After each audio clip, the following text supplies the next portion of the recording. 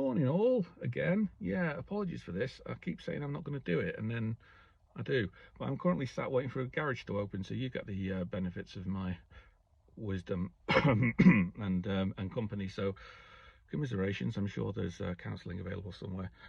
Yeah, seen some things again on TikTok about people asking whether they should genre swap in their writing or stick to one field, specialise in one field, and whether that harms or benefits their career.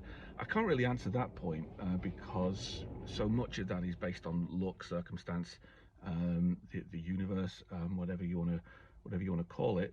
And I think I've said before, just because one writer might be phenomenally famous and you perhaps aren't yet, that doesn't mean that their writing is phenomenally better than yours. It's just so much of it's about hitting the zeitgeist at the right time, really. And yeah, try not to worry too much about that side of it. I think the important thing again is to do you and to write what you're feeling at the time. So much of our not just creative energies but our whole energy, so much of ourselves goes into whatever it is we're writing. I think you need to be in the right headspace to produce whatever you're doing. And if you want to do crime one day, fantasy the next, sci-fi the next, smut the next, adventure the next, do it. If you want to write across all those things and that's what you're feeling and you've got a story to tell in that field, great, enjoy, get it done. Example from my, well, what some people call my career, I turned down a contract recently for, a little while back now, for another spy thriller, because I was not in the right headspace to do it at the time, because so much of my thriller stuff is, it's about dark conspiracy theories, right-wing, far-right politics and politicians taking over and horrible things happening in the world. And in order to do that well, there needs to be some kind of escape from that, because you get so invested in writing a story, as we all know. You need to be able to put down the pen, close the laptop, whatever, at the end of the day, and kind of escape from that escape, if that makes sense.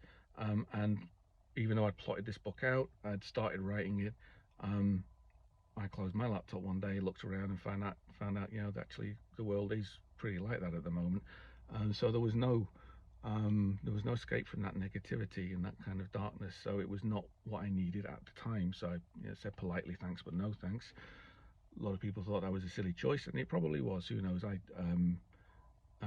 make questionable decisions sometimes, but I am very confident that okay, I might have not got a payday out of it, but I'm now writing what I want to write at the moment. I'm writing what's good for me.